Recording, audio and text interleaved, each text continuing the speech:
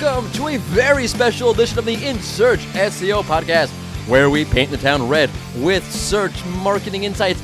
This week, we are counting down our top 10 moments from 2019. From what is EAT to what are Fraggles? These are the top 10 moments from 2019 on the In Search SEO Podcast. I am your host, Morty Oberstein. I am not joined by the suave, by the sophisticated Sapir Carabello. I am flying solo, so it will have to be enough. Before we get into any and all of the top 10 moments of the In Search SEO Podcast, do not forget, we put out a new episode of the In Search SEO Podcast each and every Tuesday. You can find it on the Rank Ranger blog, you can find it on Stitcher, on Spotify, on SoundCloud, and of course, you may and probably should subscribe on iTunes. Programming note, next week, the 31st, Tuesday the 31st, there will not be an episode because we are taking a break for the holidays. We will be back on January 7th, Tuesday, January 7th, with an all-new episode of the In Search SEO Podcast featuring the one, the only, the magnificent Jennifer Slegg. So tune in for that, or you will miss out on some great chat about the Quality Raters guidelines. Okay. Oh, also, since we plug Rank Ranger, that has not changed. Head over to the Rank Ranger blog, check out two posts we put out. One is a post featuring all of the research that we put out in 2019, some great stuff on feature snippets, on entity understanding. Also, there's another post you'll see there towards the top of the blog, all about the new tools and reports that Rank Ranger put out in 2019. So definitely check that out. A lot of cool stuff from the feature snippet, from the SERP feature monitor, which helps you track which URLs are winning in featured snippets, to metric gauge widgets, to our free schema markup generator, to multifaceted video box tracking where you can see your performance of your domain and your YouTube channel within Google's video box. Check that out on the Rank Ranger blog. Okay, let's get into the top 10 moments on the In Search SEO Podcast from 2019. But first, I must do this because I'm a good person fundamentally. I don't do this often enough, and it's a critique of myself, but I want to express my deep thanks for the audience of this podcast. We've seen the podcast; the numbers have grown amazingly well over the course of 2019. We're very, very excited and very happy about that, and it's all because of you. We really do appreciate you tuning in each and every week. It's a commitment. It's a commitment to listen for however long you listen for. We do really appreciate it. It does mean a ton to us. It means a lot to me. I check those numbers often.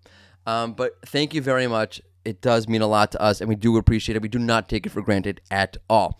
I also need to thank my hosts.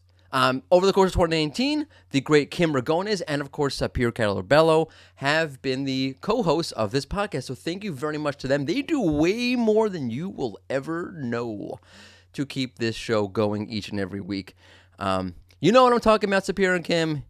You know what I'm talking about. Thank you very much. Also, big, enormous shout out to the man behind the scenes, the Wizard of Oz himself, Levy, who does the editing of this podcast each and every week. It's a lot of editing. We like to joke around. A lot has to get cut out. So, Levy, thank you very much for all the editing. You do an amazing job. It's amazing. You should hear the uncut version of the show versus what Levy puts out. So, Levy, thank you so much. You're doing a great job, which just means way more editing in 2020 for you. There you go. Special prize for you. Winner. Okay, one more thing. I didn't choose these top 10 as a way of saying, these are the top 10 best things that came out of the podcast over the course of 2019. It's not like that. I chose these 10 because either there was something that really stuck out, really an interesting novel concept that really is very tangible, easy to focus on in this sort of format. So a lot of it was formatting for this type of podcast or this type of episode. A lot of it had to do with there's an interesting background story to the question or to the answer being given to the podcast episode in general. Or there's some nice offbeat and off the SEO path information being shared that I thought was important to share because I like that sort of offbeat information. It's nothing. It's not a hierarchy of awesomeness. Okay, there's a million other episodes. Well, there's like 52 other episodes that you should check out as well. I mean, there's a great interview that sticks out on top of my mind. Jason Barnard speaking about the underpinnings of structured data and why that's so important, and it is so important to understand. We had a Liz Solis talking about how to go about being an SEO consultant. Really interesting if that's your niche. Stefan Spencer, we got to a spiritual place, understanding how to grow your team. That is a must listen to episode, by the way. A lot of cool takeaways on that one. So the Cameron Jenkins, a personal favorite. That's one of my personal favorite episodes I didn't include in my top 10, where we spoke about the full stack content writer, being a content writer that can handle everything. So there's a lot of really, really interesting stuff. I interviewed with Craig Campbell. That was probably the most fun I ever had during an interview. So about Black Hat SEO, so check that one out. We'll list all of these other honorable mentions, if you want to call them that. I hate calling it that, within the blog post that harbors this podcast. Okay, let's get into the top 10. But before I do, another little caveat for you. This is a top 10. However, it's not sequential in any way, shape, or form. In other words, I'm not picking the number 10 is not the most recent number 10, no, the most recent interview versus number 1 being the one furthest away. So it's not date sequential. It's not important sequential. Number 1 is number 1 because I picked 10 things that I liked, 10 of my favorite things from across the In Search SEO podcast universe from 2019, and then I just rearrange them in whatever order I put them in. There's no order to this, is what I'm trying to say, and I'm being too complicated. But it's okay, number 10 is not any worse than number 9. You get it? We're good? Yes? Okay. With that, here is the top 10 moments from the interviews we did, not from my opening segment, not from me rambling on about whatever I think is important, but from the interviews we did in 2019, because you're going to get a little bit of insight into what was actually going on behind the scenes, a sneak peek at what Morty was feeling and thinking as he's scrambling to keep up with some of the guests on the show. You'll see what I mean. Hit that beeping countdown music, because here are the top 10 moments from Rank Ranger's In Search SEO podcast in 2019. Okay, should I count down from 1 to 10 or just do 10 to 1? You know what? Forget it. Number 10. We'll start with 10, even though we're not building up to 1 being the most important. Number 10. Actually, wait. We'll start from 1. You'll see. There's a method to my madness. Okay. Number 1. The first interview we ever did on the In Search SEO podcast was with the wonderful Andrew Optimizy. They say you always remember your first. But then again, people say a lot of things that aren't true. In this case, though, I very much remember our first guest who appeared on the In Search SEO podcast, Andrew Optimizy. So, Andrew, thanks for being the first interview we did here, and thanks for being so gentle. Here's Andrew Optimizy, the first question we really ever asked of any substance other than, "Hi, Andrew, who are you?" on the In Search SEO podcast. Okay, so let me start off where I'm coming from. I'm going to be talking about brands, big brands, little brands, medium-sized brands, and what brands have to do now in the world of SEO to get noticed if you're not one of the big guys. And where I'm coming from with this whole thing, you'll tell me if you disagree, is Google sort of at a crossroads. It has a lot of bad press going on about privacy, about fake news, about so forth and so forth, and big brands are safe. Big brands are, you know CBS and CNN or whatever it is, they're not going to lie to you. I mean, as much as it goes on in the media that there's fake news, I just realized that as I said that. Okay? No comment. Right. No comment. This is not, okay, that was not a political comment. That we're just simply saying CBS News more than likely is not going to outright lie to you. Whether you agree with them politically or not, they're not trying to fool you. Or whatever big brand you could possibly think of, Walgreens, Johnson & Johnson. Whatever content they're putting out is going to be safe. That's the reason why, for example, in the health knowledge panel, you don't have mom and pop's website talking about whatever drugs. You have WebMD or the Mayo Clinic, right? Yeah. So if Google's going to sort of double down on big brands, where does that leave little brands? Well, let's start off with, what esteem do big brands hold in the eyes of Google these days, according to how you see it? And has their stock gone up? Has it not gone up? And where do we hold in the world of brands and the SERP? So I agree with what you're saying. If you're in a small business and you're Googling around stuff that you think you should be ranking for, and you just see it completely swamped by huge players like the Amazons and the eBays and Wikipedia, and you're just thinking, like, I'm going to never get anywhere with here. Like, right. Being on page 1 is a dream. Being anywhere near the top 3 positions just seems completely unattainable. And I kind of agree with your main point about like Google favoring big sites and stuff, but a lot of the stuff that I think my kind of take on that is Google hates being wrong. Right. So the reason they tend to favor big brands and stuff is because they more often than not are good enough. And it's that kind of, getting stuff done kind of saying that it's like, good enough is good enough. And for Google, then maybe there's times where they could favor the mom and pop store, or they could favor like, the other local business, but there's times when they're not going to do it. And actually, you know what? Most people are pretty happy with Amazon. Most people are pretty happy with, Walmart. Most people are pretty happy with SC Johnson. There's a reason they're massive international players making millions and millions of pounds, because that everybody knows them. It's that kind of brand familiarity. I mean, you'll get that with a lot of SEOs. They'll talk about, the new keyword is brand. Like, you've got to have that kind of familiarity. People need to know who you are before you pop up in the search results, because if they see, famous brand, you, why are they going to choose you? Right. Which is sort of the flip side to all this, because it is what users want to a certain extent. And then you come to that kind of question of, that is that what users want, or is that what Google thinks the users want? And then, when they don't see any alternatives, how would Google ever know any different? Well, that's the rabbit hole. Google does test it. Like, we've all seen that, like, when you're in SEO and you launch a new page, and for like 3 minutes, you're on the first page, and it's like, oh my God, like, alarms start going off everywhere. Google's put you on the first page, and then 2 minutes later you're straight back out again. 2 days later. So they mess with it, and they're constantly running tests and trying to work out which is a good result. I mean, I'm sure again, lots of people have read about these kind of things when Rand Fishkin did it famously at the conference, where you get people to game click-through rates on search result pages, and boom, then you pop up in the rankings.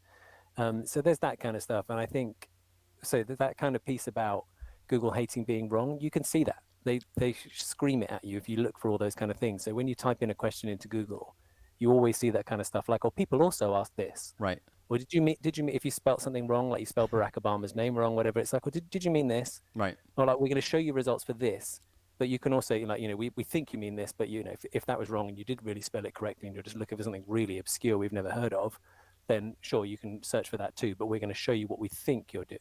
Yeah, all that kind of stuff is Google trying to disambiguate stuff. They're saying, like, we're pretty sure you want this, but it's kind of bet hedging. It's almost like, well, if this didn't quite get you there, then maybe this is one of the other questions that people also asked. Or, well, this is the next thing that people also asked. So they're trying to, that kind of stuff, of course, they're trying to keep you on the search results. They want to keep you on the Google website rather than other people's.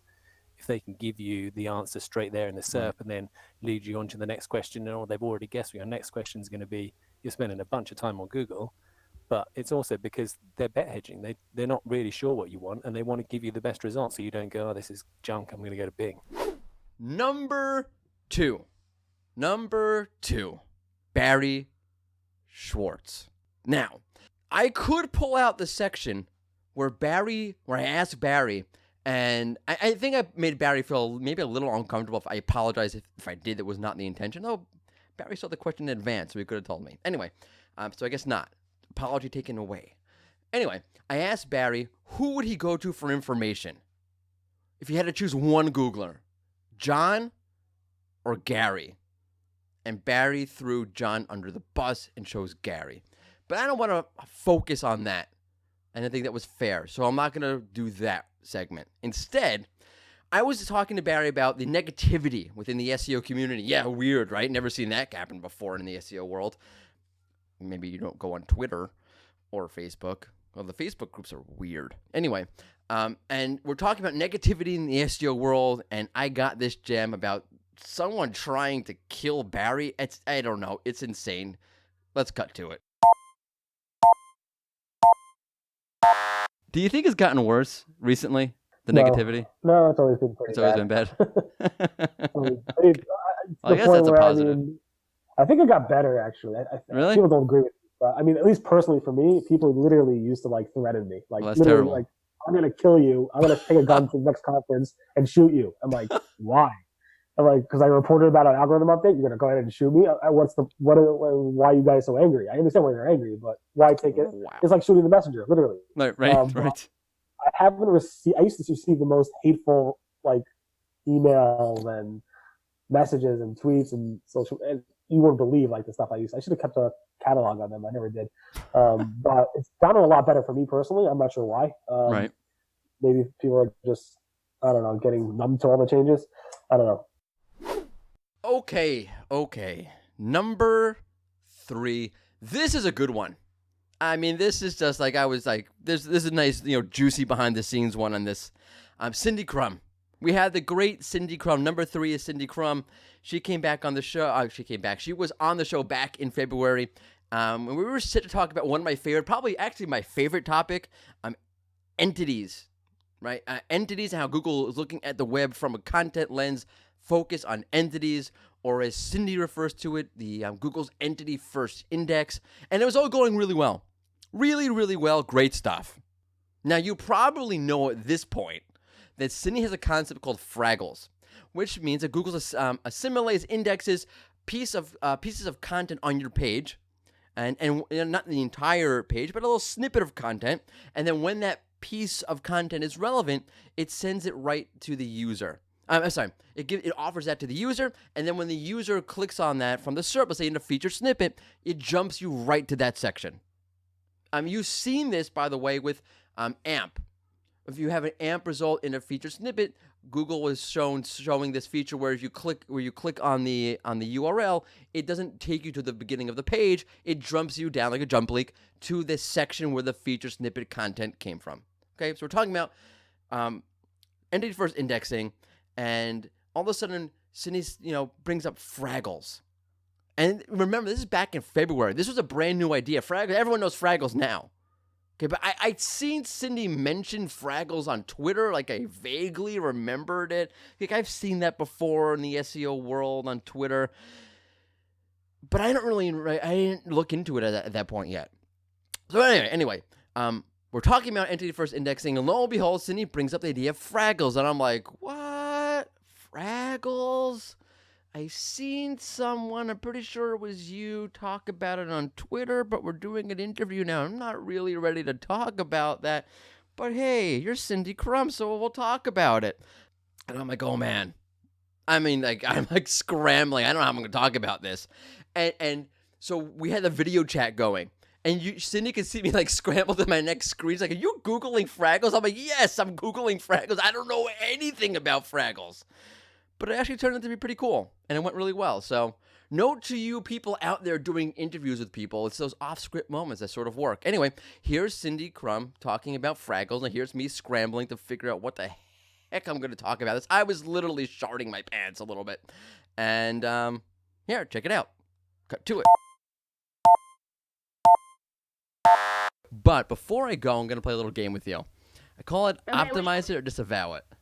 Wait. Before we play the game, sure. I feel like in our emails you told me that we were going to talk about Fraggles. Can we talk about Fraggles for a minute? Yeah, let's talk about Fraggles. What do you want to talk about? I don't know. Have you read any of the stuff that I've written about Fraggles, or? I have not. When I say Fraggle, do you know what I'm talking? Are you searching right now? I yes. can see you. And the first thing that comes up obviously is Fraggle Rock, and I'm frantically searching for Fraggles, and I get Fraggle Rock. Thank you, Google. I didn't put him in the rockin'. I just get Fraggle Rock on. Maybe someone else wanted to talk to me about Fraggles. No, it was not me. I want to talk about Fraggles. Okay, let's talk about it. Okay, so do some kind of search that would pull up Stack Overflow or some Google documentation or something like that. Okay. Or it can send some images. Especially, what I've been seeing is more and more jump links coming into the search result, where Google will have a blue link title tag, and then under that it'll say jump to, and in the description it'll show the piece that answers your question. Right. The piece of the page, so it's not the meta description, it's the piece of the page that answers your question. This is in Google's properties? It's not only in Google's properties, no. Interesting. Hold on one second. So let's see. And so Fraggle is a word that I made up that takes fragment and handle and puts them together to Fraggle. Okay. And now, remember how I said that Google doesn't want to index your whole podcast, just the good stuff that right. they understand? So now they can segment it out? Yeah, same thing with text, though, and answers and stuff like that. I think mobile first indexing is the entity first indexing, but entities doesn't need URLs. They can just take Fraggles. So now I picture the Google crawler running around the web. Oh, that's interesting. So you're saying the whole way they crawl, everything has changed? Yeah. That's unbelievable. They can crawl this. Okay, number 4, Halle Berry. Halle Berry came on the show in June, and this is one of my favorite interviews. I love interviews where there's just laid back. I feel totally comfortable. They feel totally comfortable. At least I think she did. And they just go really well. And she's a wonderfully nice person, really, really nice person. And it just, it worked. The interview worked. I felt like it worked. She's super knowledgeable, super nice, and awesome. Now, she came on to talk about expertise, authoritativeness, and trustworthiness. You might know that as EAT. And one of the amazing things that she did in this interview was, and to start off, was, let me explain the difference between expertise, authoritativeness, and trustworthiness. I'm like, what? Yeah, no one's ever really done that. I've never seen that before. Yes, please do that. So here is Halle Berry explaining the difference between the E, the A, and the T. Cut it. So let's start off a bit general, make sure everybody's on the same page, so to speak. So we're talking about expertise, authoritativeness, and trust. And how do you go about doing that? What are some of the basics or some of the foundational things you must do if you want to create a solid EAT profile? Yeah. So, it's funny. I feel like EAT it's a little squishy in that when you're creating expertise, you're going to create authoritativeness at the same time, and trust. It's kind of all related, but things that I think matter for all three. So obviously having experts who are creating your content or are at least involved in your content process, pretty important, because, if you actually have people who know what they're talking about, they're going to create better content than if you have just your SEO content marketing team who's trying to learn finance and also create quality content. Like, it's just really hard to compete. So I think actually having experts in your content strategy is super important. From an authoritativeness perspective, I feel like authoritativeness is more about like showing your expertise. So having, really good bio pages for all of your content creators, having a really strong about page that's, who you are, what you're about, why people should trust you, like having that information explicit on your site. And then anything you can do, like if your company has won awards or your people have, or, you have customer testimonials, third-party reviews, having all of that stuff on your site, I think is also important too. And then from a trust perspective, making sure that your site is secure seems like a no-brainer. Having really good quality links, I feel like that's going to be a huge trust component too. If other sources are linking to you as an expert, that tells Google a whole lot about you. And then just having error-free content too. I think that goes a long way. By the way, that's the first time I've ever heard somebody actually break down the difference between each element of EAT. So I very much thank you for that, and I think my audience thanks you for that, because that was very succinct, very clear, and very needed, I think. Oh, good. Number 5, Yigal Stoltner. I'm a very qualitative person. I like qualitative analysis, abstract analysis, blah, blah, blah, blah, blah. So it's fitting that we had Yigal Stoltner on. He is an amazing speaker, particularly on the topic of competitive analysis. So it was fitting that I would ask Yigal all about how to qualitatively analyze your competition, and you would get this really prolific answer. There's way more in the actual episode, so go back to the actual episode if you want, and definitely check this one out, because it's awesome. So here's Yigal talking about qualitative analysis when doing competitor analysis. Cut to it, yo. From quantity, I want to jump to quality for a second, because we spent a lot of time in the industry talking about competitor analysis from a quantitative point of view. And we have all sorts of ways for doing this, right? Who sells more than I do, who ranks higher than I do, and so forth, who's got more followers, whatever it is. And I have a problem with this, because it's really, really easy to get hung up on that, because it's easier to qualify it. It's easier to identify who your competitors are from a quantitative point of view, right? If I'm a social media, this guy has more followers than I do. If I'm selling products, they sell more products than I do. And that's easy from a certain perspective. But how do you go about looking at your competitors from a qualitative perspective, right? What's their overall threat level? And how do you do that at scale? Let me give you an example, right? A tool can tell you, for example, who has more traffic than you do, or who's ranking higher than you do. What it can't tell you is if that traffic that they're getting is quality traffic. Or for example, let's say someone ranks higher than you in the SERP. Great. They're number 1 or you're number 5, whatever it is, and they get all the traffic. But you have no idea really if they have a terrible bounce rate because they have a terrible UX. So how do you look at competitor analysis from a qualitative perspective?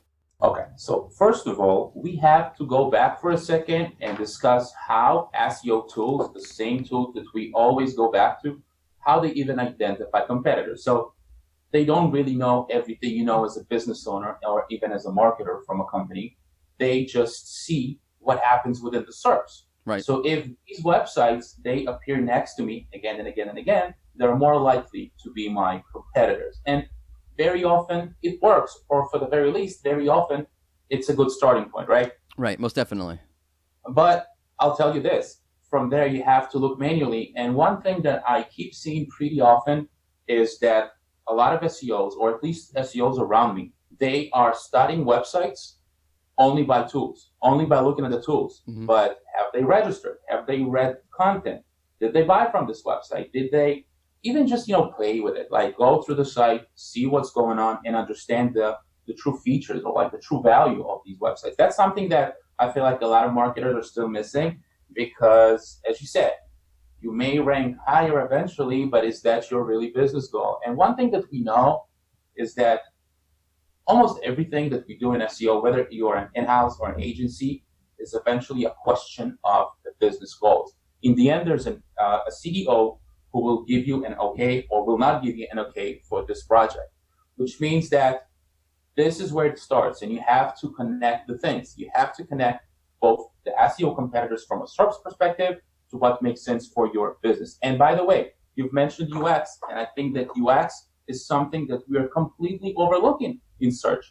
But UX, in the end of the day, is not just whether this button is orange or green, or is it bigger or smaller. It's about the whole experience. And we kind of understand that in search because it's like part of who we are. Because one thing that we do as SEOs is we use the web a lot, but I feel like we need to look a little bit deeper. Maybe sit with our product folks, maybe understand the features better and see like, okay, is that truly an opportunity? Is this really even a threat? And how many times you're hearing about a website that's supposed to be your competitor, but the company, the CEO, the boards of directors, they don't even care about this website. So like you have to connect all these things together.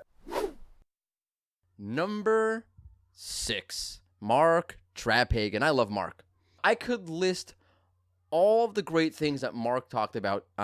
Mark talked about in the episode how Google's now a discover engine and what it means to create content and market content in the age of Google being a discover engine. Really interesting conversation. Again, we'll link to the post, to the episode, so check it out. But the thing that stuck out to me from that interview was Mark, a little known fact, I guess, maybe, is that Mark used to be a teacher.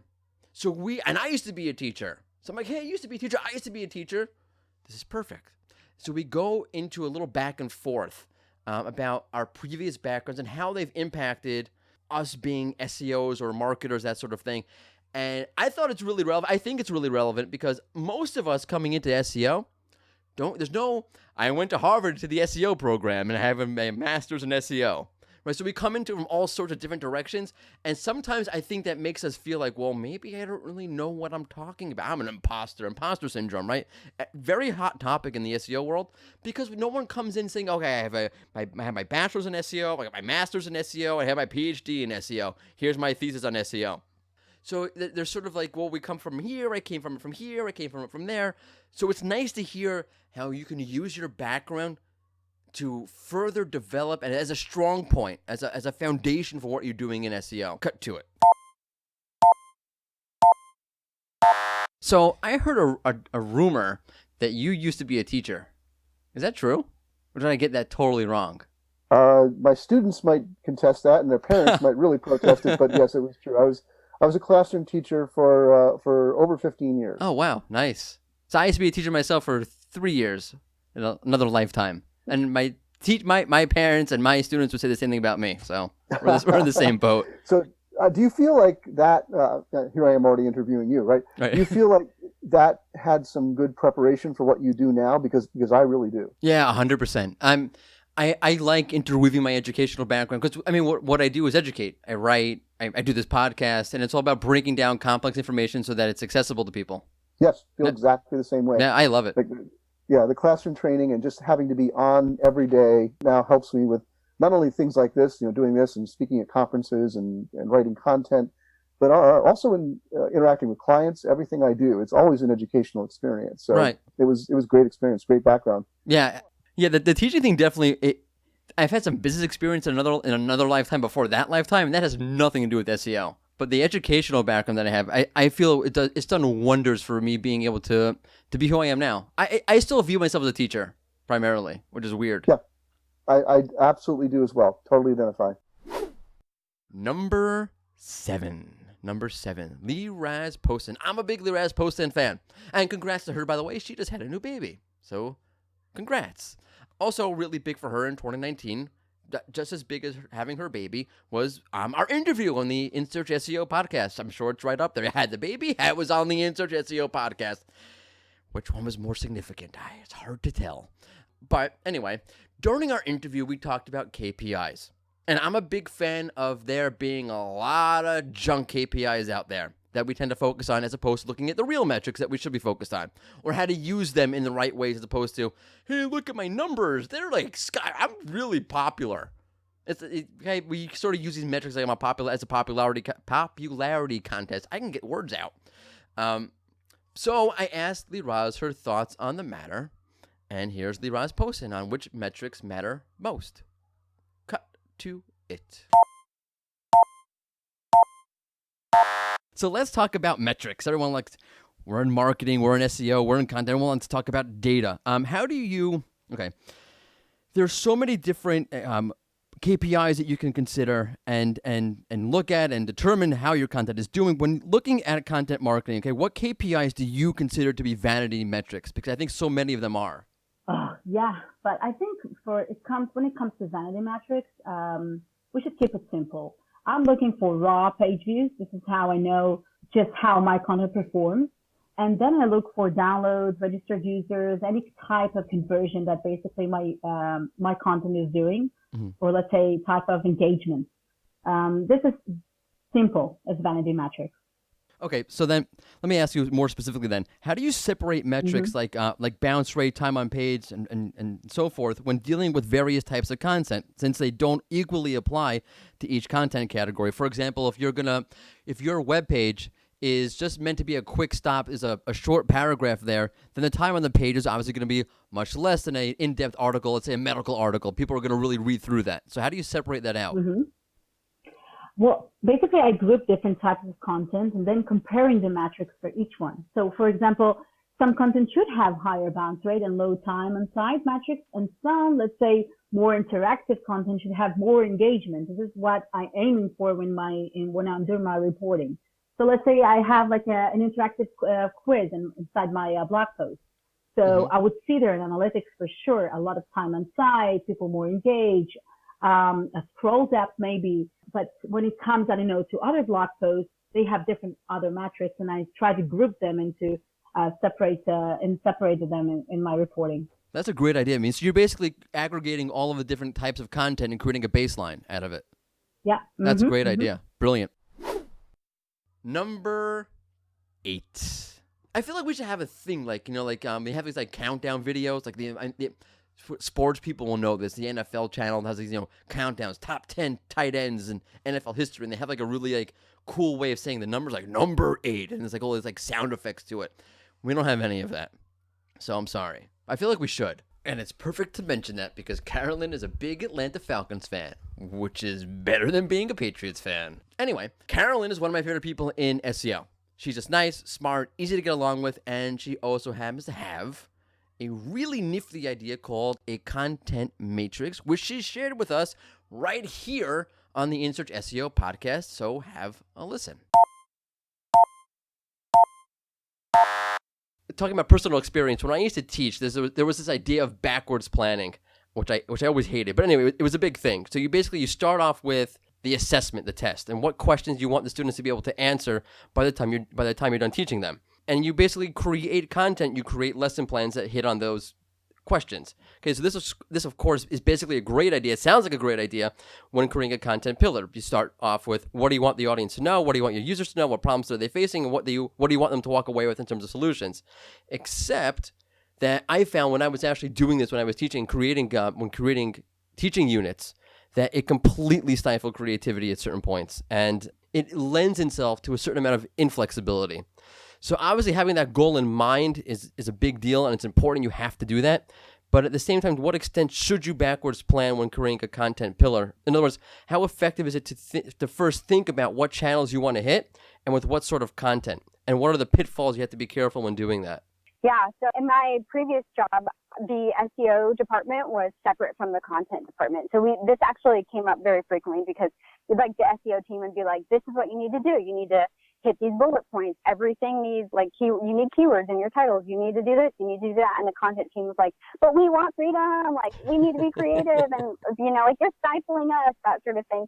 So we had to sort of meet in the middle and figure out the best ways that, the SEO boxes were checked, but the content team felt that they had the freedom that we weren't prescribing everything that they should write. And in that case, they would have been like, well, then you just write it because right. We don't want to write this from your point of view. So one way that we sort of figured out a good middle ground was we came up with this content matrix, which I sort of referenced earlier, which is where we have this, so every quarter we'd have an overarching theme essentially. So our theme this quarter is we're really targeting these specific groups, and for each of those groups, we'd come up with a set of pain points.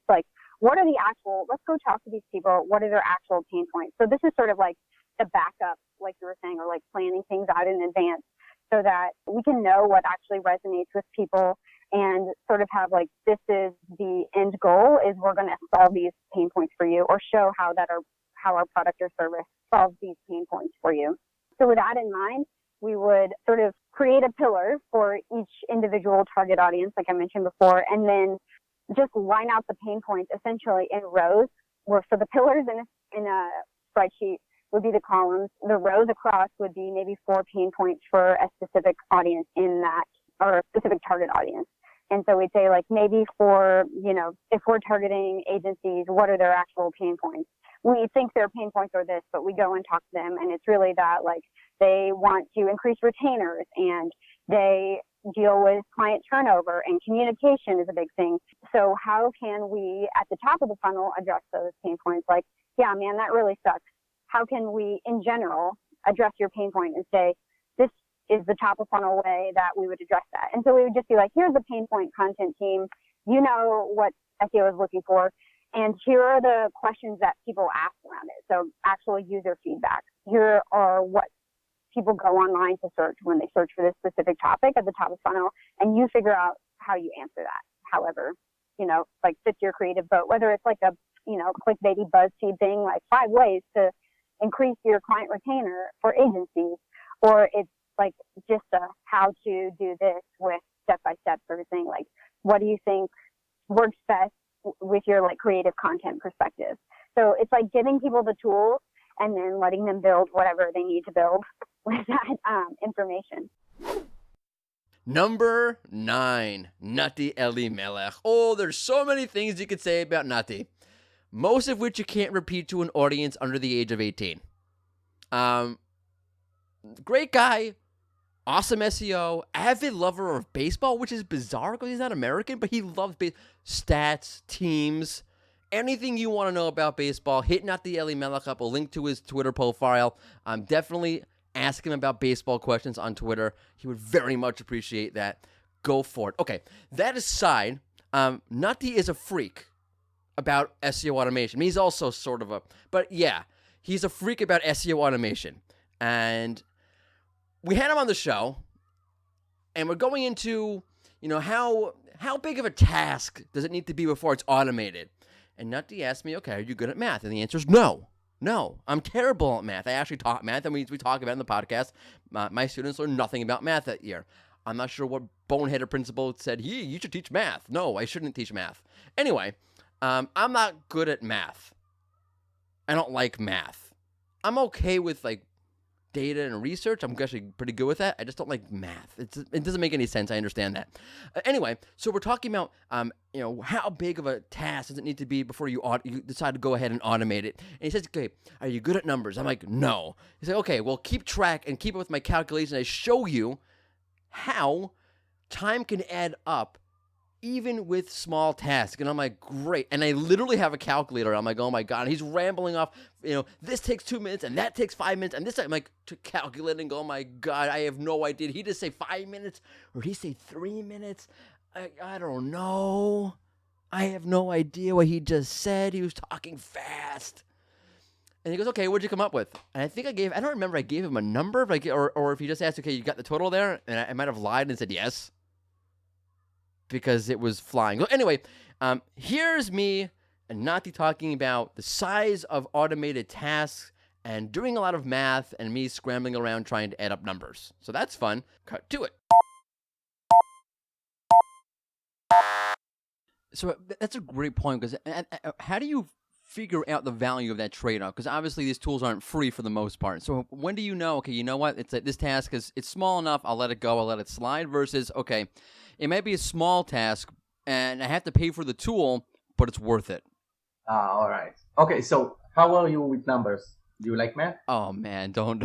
I have a calculator. So yeah, do all the math you want. So you've been a history teacher, you've been an English teacher. Right, but I actually taught math for 1 year to like fifth graders. That was horrible. The worst year of my life. So there's like a year of students that came out with no math. They know math, nothing. We learn history knowledge. Instead. Yeah, they can't count past 11. They basically, take the garbage out. They do dishes. They clean restaurants. No, they're historians. They're historians now. Oh, historians. Yeah. So, they that's can't what I do said. math. Yeah. They can't do math. All right. Isn't that what historians do? Anyway. Exactly. So, okay, this is going to surprise you. Let's try and calculate how a menial tests really takes. So let's talk about checking a page speed score. Okay. Let's pretend page speed score actually matters as much as people assume it does. Right, exactly. Okay. That's another story. And we've decided it's important and then we need to do it frequently. So if I ask you how long it takes you to manually check a URL page speed score, what would your answer be? Couple of seconds. Couple of seconds. All right. I knew you'd say something like that. I wouldn't say a couple of seconds, but I've got to tell you, everyone thinks that everything takes about 5 to 10 minutes. We always assume things take less time than they actually do. Okay. And that's actually a thing. It's called the planning fallacy. Look it up. I will. I'm going to write it down. Whenever we do something, whenever we try to evaluate the cost, being it time, money, or other resource, we actually think it's going to take us less time than it ever does.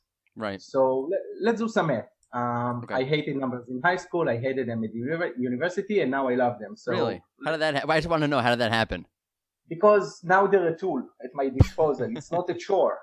So I'm not forced into using them. Right. One day by me. One day by me.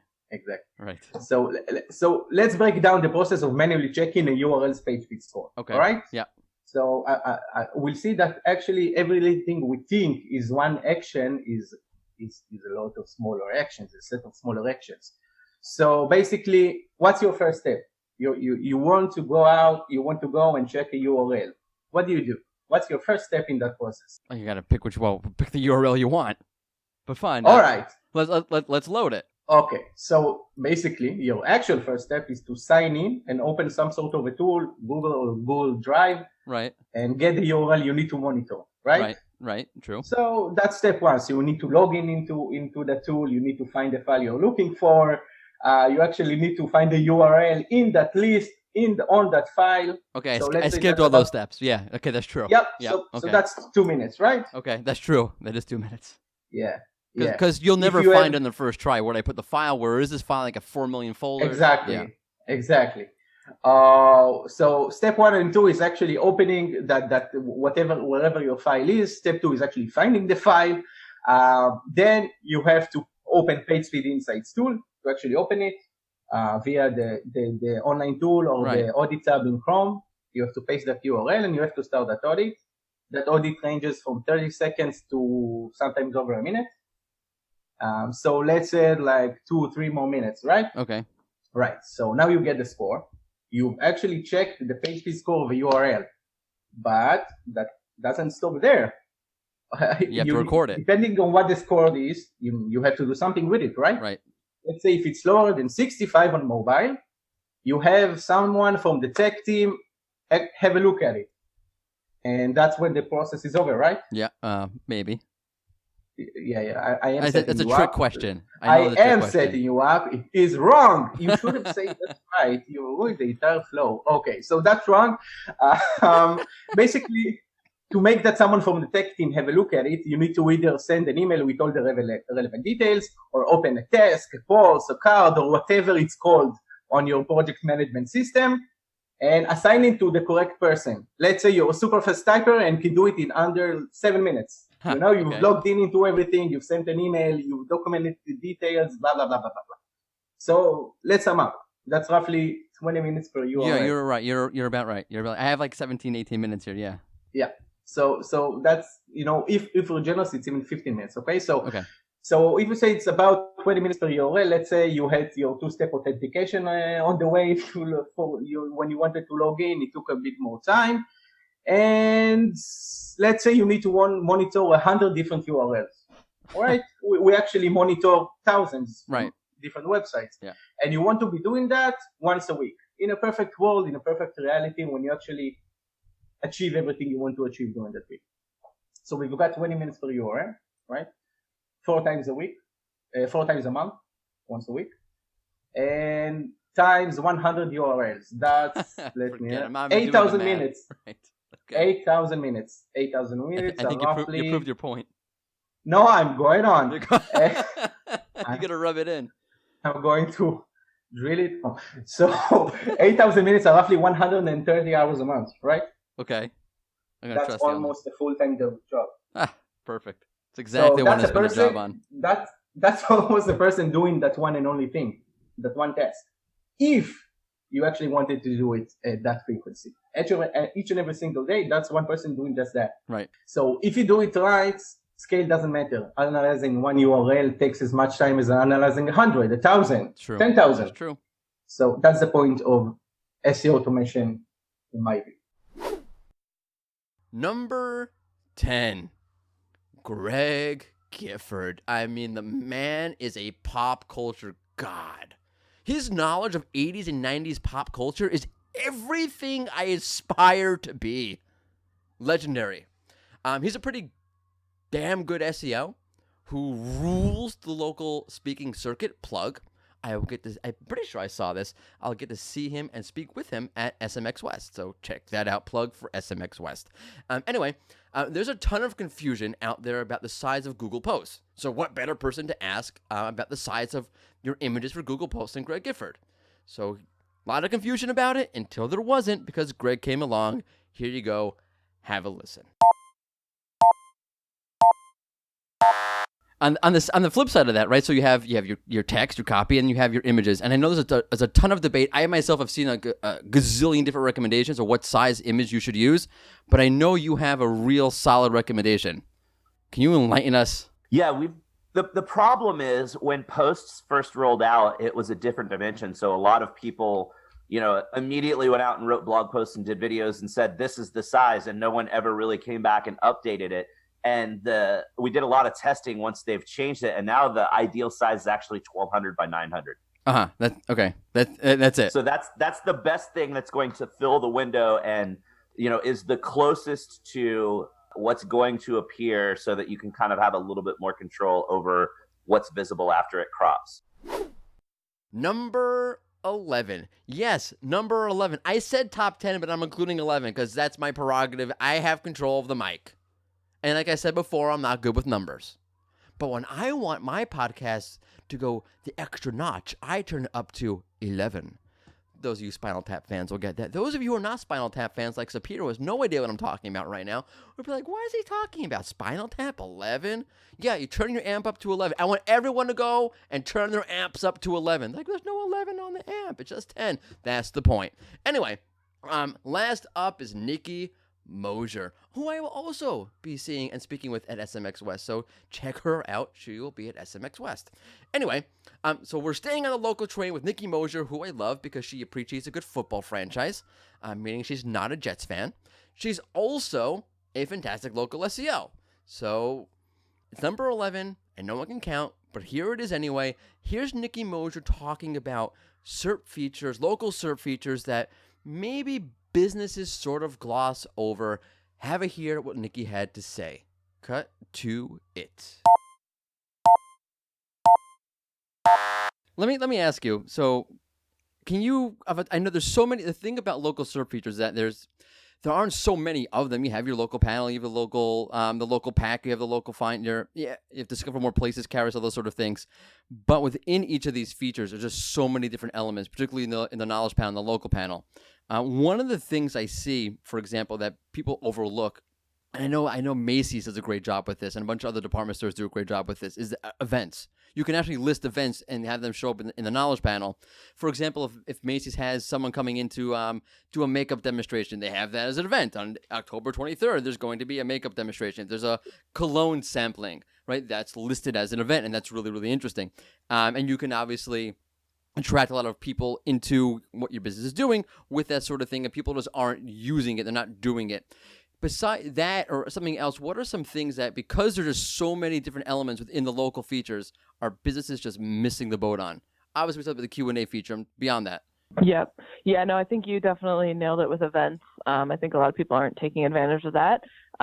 It's definitely tricky. I've had some struggles, and I know some other people have had the same issue on Twitter, of getting events to populate with event schema, just because there's so many nuances to it. I'm definitely finding that things like Eventbrite and Meetup are pulling into the listing pretty automatically, which is nice. And then Google, there was just a post on Search Engine Land on Monday morning that now anyone can add events to the Google My Business listing from the contributor dashboard. It looks like it's pretty Android specific only, but at the moment, but that's a little scary actually, that kind of like the Q&A feature, that it can be user generated. So it'll be definitely interesting to see kind of what happens with that feature.